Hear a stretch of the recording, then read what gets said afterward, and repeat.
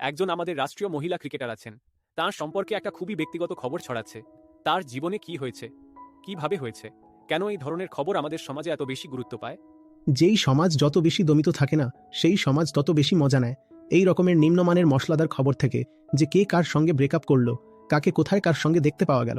আমাদের top news ওয়েবসাইটগুলোতে গেলেও দেখবেন শুরুর 8-10টা খবর তো এদিকে ওদিকের রাজনীতি ইত্যাদি নিয়ে হয়, আর তারপরেই পুরো একটা সেকশন শুরু হয়ে যায় এসব নিয়ে।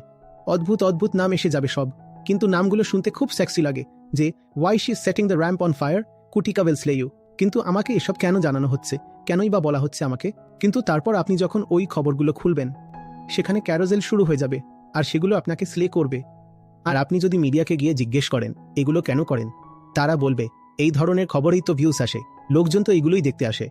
এই অজুহাতে তাদেরকে আমরা দু একটা ভালো খবরও পড়িয়ে দিই। আসলে লোকজন তো ঠিক এগুলোই দেখতে আসে।